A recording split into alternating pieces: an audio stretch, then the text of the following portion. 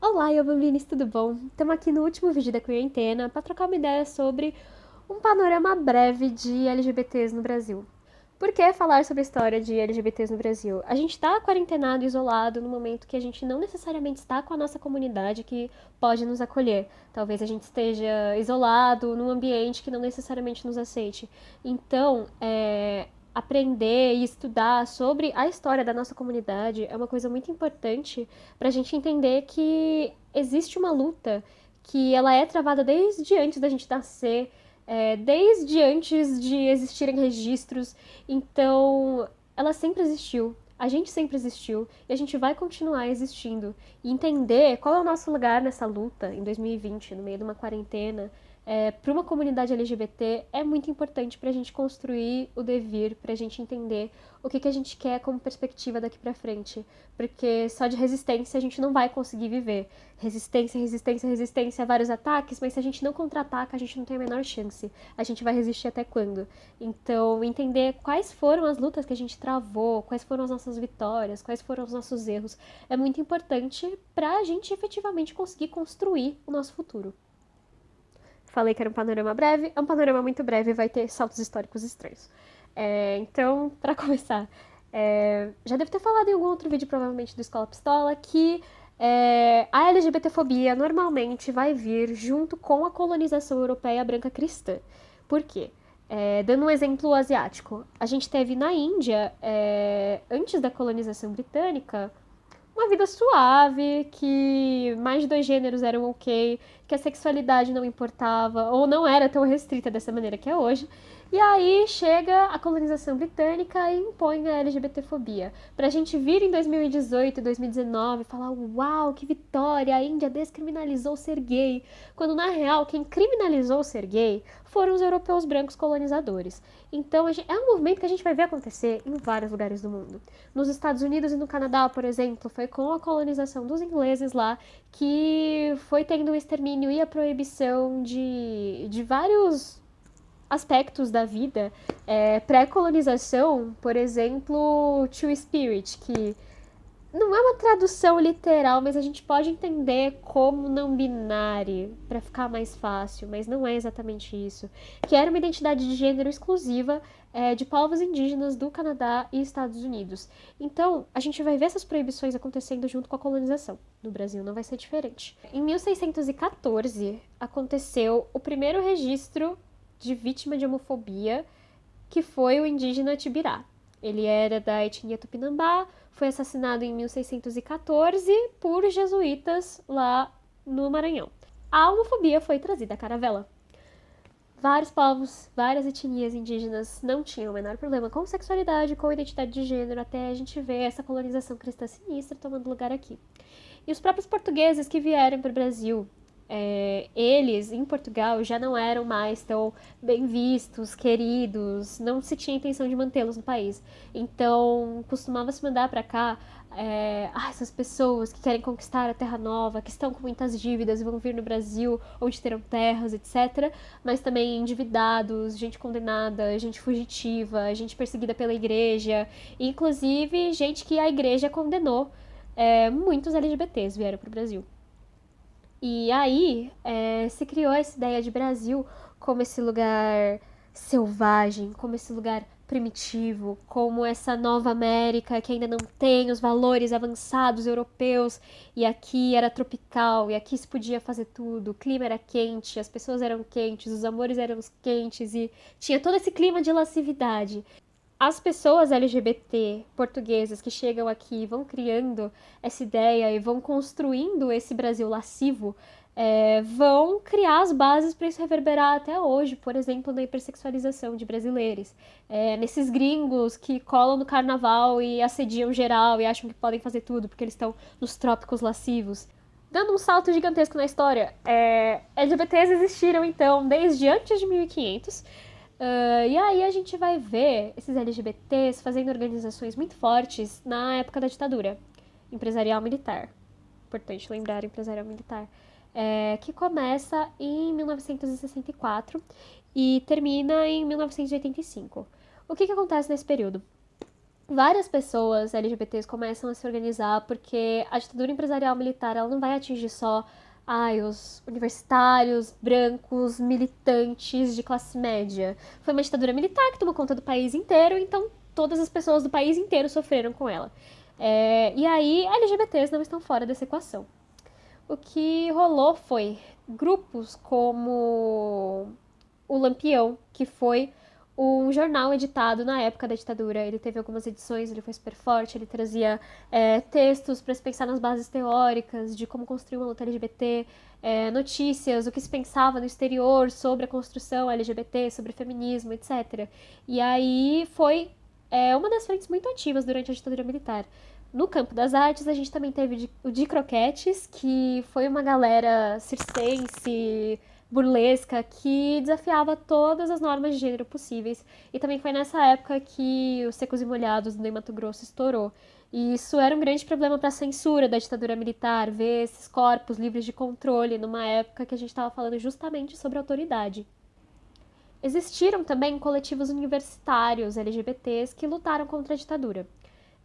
Dentro deles a gente tem esse histórico que é o Somos, que era um grupo da USP, que na época a sigla ainda era GLS, Gays, Lésbicas e Simpatizantes.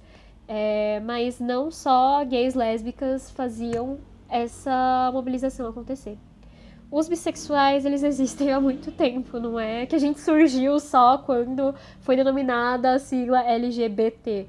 Mas naquela época, bissexuais, eles abdicavam dessa nomeação da sexualidade para ir lutar junto com gays e lésbicas. Homens bissexuais com gays, mulheres bissexuais junto com as lésbicas, porque era a forma de organização que tinha na época e era o que foi possível e o que foi efervescente. O Somos era esse coletivo que começou com gays na USP, de estudantes LGBT que sofriam LGBTfobia. Tem um caso muito marcante que foi uma assembleia que fizeram na FEFELESH, que é de Ciências e Humanidades, que enquanto estava rolando a mesa sobre estudantes LGBT, a galera ficava perguntando o que eles sofriam na USP. E aí um dos estudantes subiu em cima da mesa e começou a contar dos casos de homofobia que ele já tinha sofrido na USP. E aí outros estudantes foram começando a se levantar, a gritar, a se colocar, a se sair do armário mesmo, pro meio da faculdade. E isso foi um momento muito revolucionário. E ali foi quando o Somos, que já era um grupo que existia há um tempo, cresceu e tomou proporções muito maiores. Eles precisaram rever as formas de organização, criar grupos de trabalho e várias coisas, porque a quantidade de gente que veio procurá-los depois desse momento foi enorme. O Somos existiu por um tempo como GLS, até que as lésbicas decidiram se separar do grupo por divergências que a gente sabe que acontecem até hoje na comunidade LGBT. Então, as pautas lésbicas de mulheres se tornaram muito conflitantes com o que era discutido com os homens. E aí a gente teve esse racha que não deixou de continuar se falando, de continuar articulando ações contra a ditadura. Não só na universidade acontecia a mobilização e a articulação LGBT. A gente sabe que a sigla T é uma população historicamente marginalizada e excluída da educação. E não digo nem só universitária, mas também do fundamental e do médio. Como não tinham trans dentro desse ambiente universitário, não tinham trans no meio do grupo Somos. O que não quer dizer que elas não travavam as próprias lutas. Tem histórias de mulheres trans que criaram casos de acolhimento para LGBTs expulsos de casa, que conseguiram manter essa pensão por um tempo até a pensão ser quebrada, até a galera começar a esculachar o espaço deles. Era uma coisa muito sinistra, assim. Se já é sinistro hoje, ali era numa proporção, era numa dimensão muito, muito, muito violenta. Existia uma lei, que eu não lembro se era em São Paulo, se era pro Brasil, mas que instituía que não podiam ter trans na rua, trans e travestis na rua, mas que performers que carregassem a peruca na mão podiam transitar livremente pelos espaços, porque eram artistas. Então, o que acontecia? Essas performers, acho que na época crossdressers, drag queens, se aliavam com as mulheres trans para elas se passarem por performers e não serem pegas pela polícia. Então, sempre ter a peruca na mão, sempre andar com o figurino meio de lado para conseguir dar esse truque e passar como performer e não como pessoa trans para a polícia da época. No 1º de maio, no Dia do Trabalhador de 1980, no ABC acontece uma marcha e um grupo de ativistas LGBTs ligados também ao Somos participa de um ato junto com uma faixa enorme que dizia contra a discriminação do trabalhador homossexual, do trabalhador e da trabalhadora homossexual. Essa foto é bem histórica. E isso tudo foi essa aliança que foi construída entre os partidos que tinham ali já atuantes nas militâncias da universidade, junto com os LGBTs que também estavam se politizando, se articulando e se organizando na época. Então, esse ato dos trabalhadores, ele vem para mostrar que a classe trabalhadora, ela não é uma parcela diferente da classe LGBT. As duas lutas se aliam. A gente que é LGBT também é classe trabalhadora. A classe trabalhadora também é LGBT. Então, a gente vai pensar como essas pautas vão se cruzando e vão se unindo para derrubar o que era o maior algoz de qualquer grupo social da época, que era a ditadura empresarial militar. Nos anos 80 ainda a gente vai ver acontecer a pandemia do HIV. O HIV que chegou no Brasil e atingia os homens gays. No começo, era a parcela da população que estava morrendo em menos de um ano, desenvolvendo AIDS e era uma doença incurável para a época. Então a galera começou a chamar o bagulho de peste gay. Foram uns 2, 3 anos, desde a chegada do HIV no Brasil, até os primeiros estudos que fossem detectar sintomas, maneiras de prevenção, como identificar o que era, se era um problema de imunidade, etc. Enfim, a pesquisa ela foi muito devagar nos anos 80 para lidar com o HIV. Falei nos outros vídeos, mas só para retomar, existia esse alvo em cima da comunidade LGBT e esse pouco tratamento porque era a galera que o poder vigente tava cagando e andando pras vidas. Então, enquanto não atingir inocentes, pessoas de bem, os cristãos, tava tudo certo. O que acontece com o HIV é que o sexo sem preservativo é uma maneira potencial de transmitir o vírus. Então, a gente estava vendo famílias cis-heteronormativas, famílias nucleares, cristãs, com pessoas que estavam com HIV. E aí isso começou a preocupar geral, e aí se começou a mudar o discurso em torno da peste gay. E aí também rolou essa divisão entre pessoas, coitadas, que contraíram HIV e pessoas que mereceram contrair HIV. Dentro dessas coitadas, tadinhas, não mereciam, que infelicidade. Eram, sei lá, as pessoas hemofílicas que numa transfusão de sangue acabavam com HIV. Eram filhos que nasciam de mães infectadas com HIV através da transmissão vertical. E a galera que merecia pegar o HIV eram os gays, as trans, as travestis, toda a comunidade LGBT. Então, essa subdivisão entre cidadãos humanos que podem receber tratamento e merecem imunização versus essa que mereceu é uma coisa histórica. A pandemia do HIV, ela também acabou organizando ações LGBT, porque uma pandemia, um vírus que atinge dessa maneira um país, ele precisa de ações do Estado para conseguir ser contido. Então, essas organizações, elas foram se formando para entender as suas pautas, para pressionar o governo por medicamentos, por campanhas de prevenção, por colaboração internacional, justamente como uma fonte de autodefesa a esse governo que tratava essa população com maior descaso. Por anos, o HIV não teve nenhuma medida tomada especificamente para a população LGBT, que era a que mais sofria, mais era discriminada e mais merecia morrer nos olhos da sociedade. Então, foi com tudo isso que a galera começou a fazer ativismos, a fazer campanhas, a se organizar e a construir esses coletivos que são fortes. Em 1985, por exemplo, o Grupo Gay da Bahia, que é super atuante, super maravilhoso, se vocês puderem conhecer, ele puxou uma campanha muito forte, conseguiu conquistar a retirada do Código de Classificação das Doenças da homossexualidade. Então, enquanto em 1990 só a Organização Mundial da Saúde tira a homossexualidade do catálogo de doenças, aqui no Brasil, essa vitória histórica foi conquistada em 1985, 5 anos antes, com o Grupo Gay da Bahia encabeçando. Então, acho que isso é uma coisa muito importante pra gente entender como as nossas comunidades locais entendem os nossos desafios e conseguem pressionar e conquistar vitórias. Quem luta, vence. Então vamos ousar vencer. Uma curiosidade histórica, eu acho, mais que qualquer outra coisa, a Kátia Tapeti foi a primeira transexual a se eleger para um cargo político no Brasil. Ela foi vereadora em 1996, lá no Piauí. E aí ela conseguiu ser vereadora de novo em 2000, 2002, ela virou vice-prefeita em 2004.